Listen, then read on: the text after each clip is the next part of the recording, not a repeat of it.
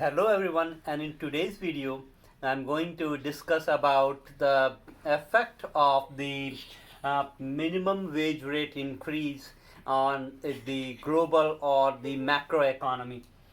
So recently we've seen there's a lot of buzzword about increasing the minimum wage rate for to $15 per hour, and at the federal level, the current the federal minimum wage rate is at $7.25 per hour, and it has been stagnant at from starting 2009, even though our inflation has increased significantly since then, but the minimum wage rate is still stuck there.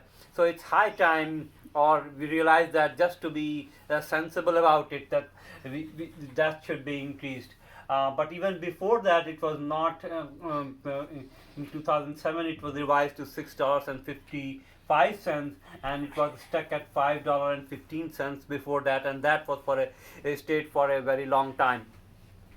And even though we are talking about the federal level wage rate increase, there are many states that have a much higher minimum wage rate. For example, the state that I live in Massachusetts, the current minimum wage rate is $13.50, and it has been increasing like 75 cents per year. For example, last year 2020, it was $12.75.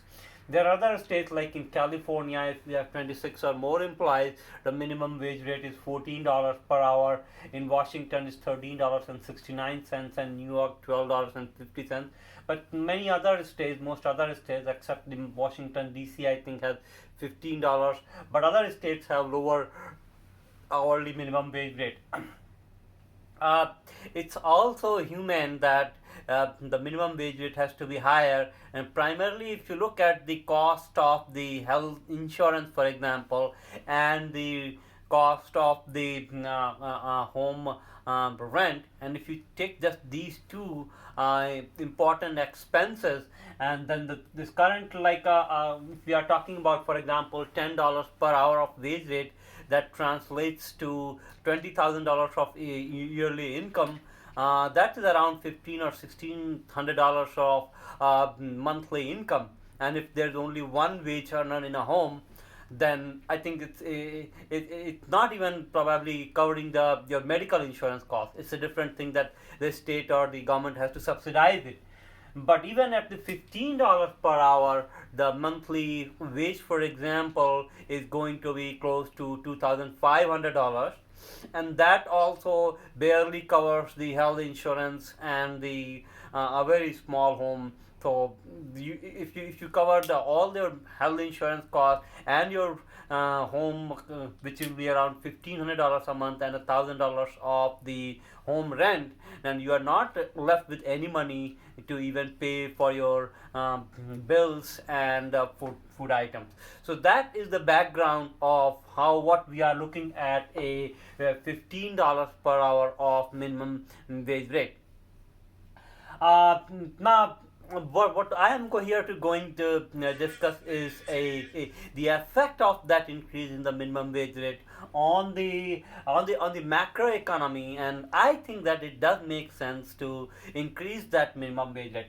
The first, if you I belong to a school of thought long back that these things should not be governed by the government, and one reason my thought process was that why should the government, or why should there be any minimum wage rate at all? Because if there are people, for example, who are unemployed or who are willing to work at a lower wage, why should I pay, or any business would pay a higher income than the wage that people are willing to work?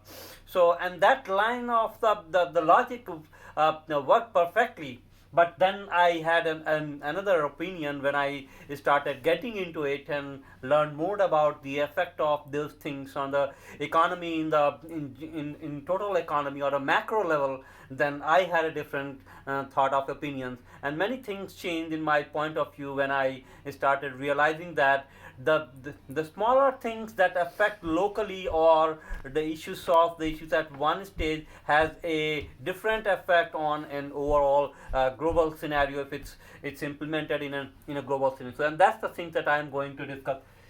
If you increase the minimum wage rate, then what happens is that the money, that extra money, gets into the hands of the people who are more likely to use that money to buy some goods or services that they are going to use this money to, for example, buy some more food for themselves, maybe a daily use items for themselves, maybe spending some money to buy some good clothes for themselves or their kids, or they could be using to get their students a better education, maybe, or any other thing.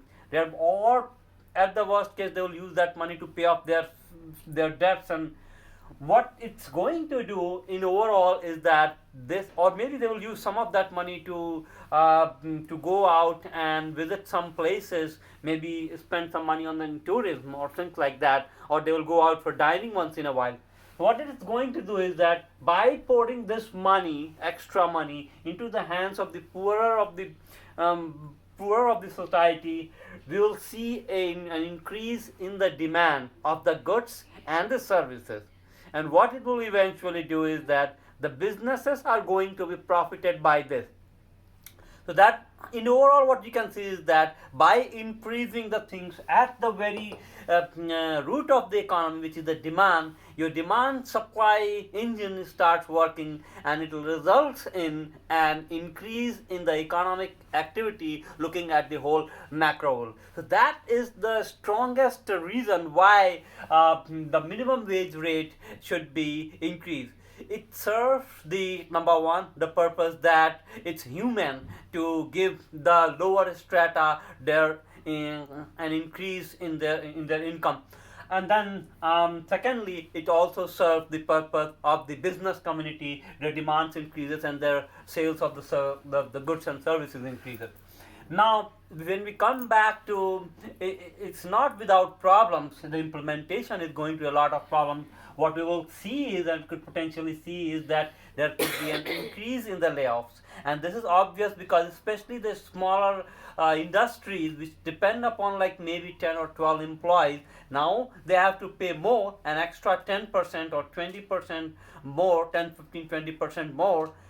Then they want to keep their profit level same, so they may have to lay off few person and increase the work burden on the existing employees. So that could lead to an increase in the layoff, and that actually is the risk factor, and that fires back into the economy. When they are laid off, then that when we are seeing increase in the demand because of the increase in the income, that by laying off these people who get unemployed, they are not able to, they're actually buying power reduces, and that will lead to the decrease in demand. So how do we balance these two things? There are few things you can do about it. One thing you do is you don't increase the minimum wage rate in a sudden fashion. You increase it in a very, very small increment year after year. For example, this is what Massachusetts does.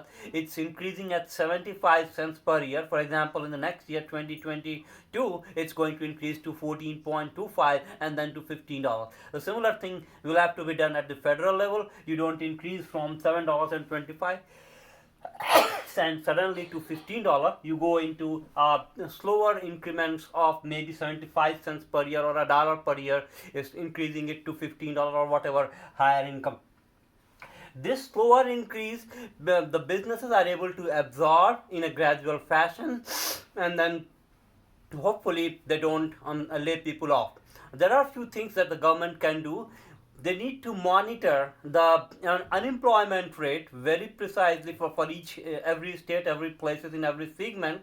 And if they think that because of the increase in the minimum wage rate, there is an increase in unemployment, the government can start its infrastructure projects paying people the minimum wage rate, and the amount of these infrastructure projects has to just balance the increase in the unemployment. So these are the few ways we can deal with this, and if we do it right, then it can lead to an overall GDP increase and overall demand in the economy. Once there is a in a few years, if there is an increase in the minimum wage rate to a substantial level, the businesses can actually start saving by cutting the workforce, and then they can think about the automation, how they can bring efficiencies to their processes by doing the same amount of the work with fewer people, and that should lead to the increase in the automation in the manufacturing and other places, or computerization, but many other things. So this is actually good for economy. Anytime you bring the efficiency to the processes, your overall productivity increases, and that is helps in the long run. So these are some of my thoughts about the minimum wage rate, and I would like to hear your opinion about it, or any contrary thoughts about it, or in the implementation. You let me know. Thank you. Bye.